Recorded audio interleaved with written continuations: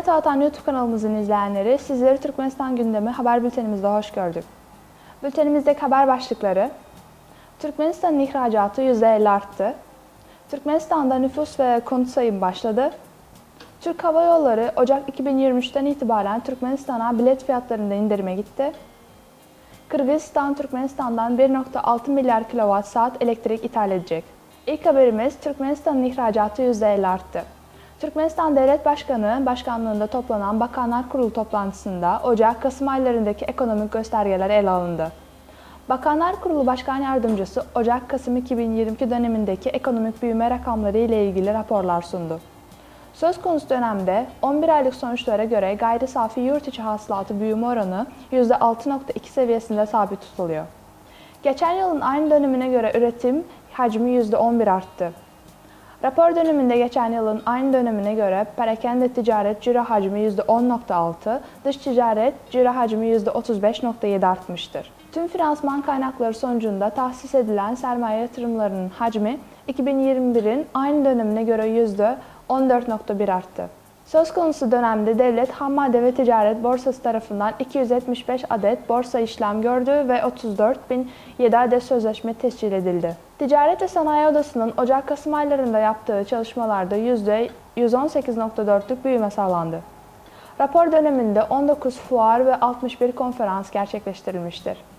Kabul edilen programlara göre özel sektörün ekonomideki payı da artıyor. İhraç ürünleri arttırmaya yönelik tedbirlerin uygulanması sonucunda çeşitli türlerde ihraç edilen ürünlerin hacmi geçen yıla göre %50'ye yakın arttı.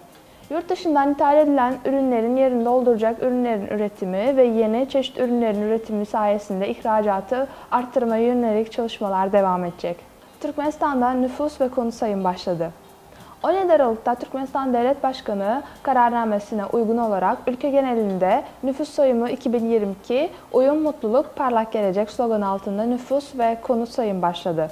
Nüfus ve konut sayımı ülkenin nüfusunun demografik yapısı ve sosyoekonomik durum hakkında doğru veriler elde etmek amacıyla yapılmaktadır.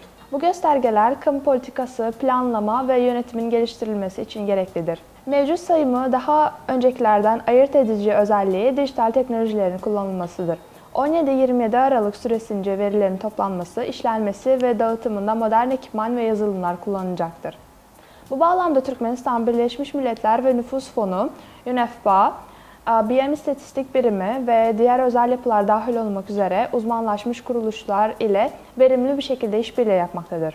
Birleşmiş Milletler nüfus sayımlarını en az 10 yılda bir yapılmasını tavsiye ediyor.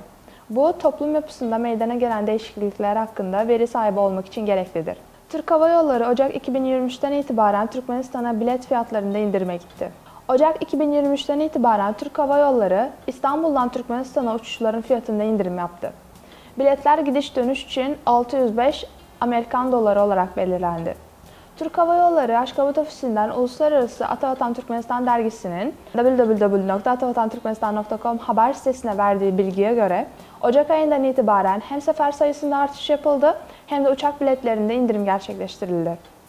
Gelecek yıldan itibaren 2 Ocak'tan Türk Hava Yolları 25 Mart 2023 tarihine kadar geçerli olacak yeni tarifeye göre İstanbul-Aşgabat, İstanbul ve İstanbul-Türkmenbaşı-İstanbul seferlerini gerçekleştirecek. İstanbul-Aşgabat güzergahında pazartesi, çarşamba ve cuma ve cumartesi günleri düzenli seferler gerçekleştirilecek. İstanbul'dan Aşgabat'a uçuş saat 21.10'da gerçekleşecek. Aşgabat'tan İstanbul'a uçuşlar salı, perşembe, cumartesi ve pazar günleri gerçekleştirilecek. Aşgabat'tan İstanbul'a uçuşlar salı, perşembe, cumartesi ve pazar günleri gerçekleştirilecek. Aşgabat'tan İstanbul'a uçuş sabah 03.45'te gerçekleşecek. İstanbul-Türkmenbaşı güzergahında salı ve perşembe günleri düzenli seferler düzenlenecek.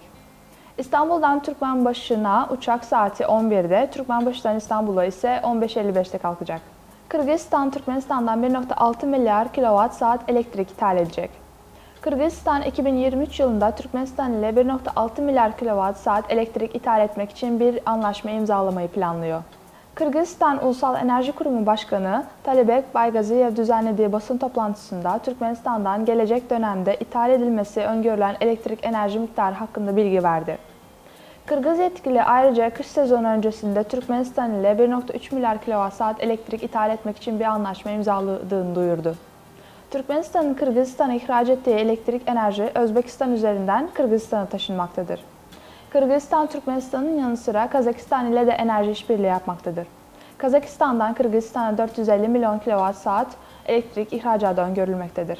Sayın Atavatan YouTube kanalımızın seyircileri, Türkmenistan ile ilgili Türkçe haberlerimizi atavatantürkmenistan.com sitemizden takip edebilirsiniz. Haberlerimizi sitemizin Türkçe bölümünde yayınlıyoruz. Teşekkürler.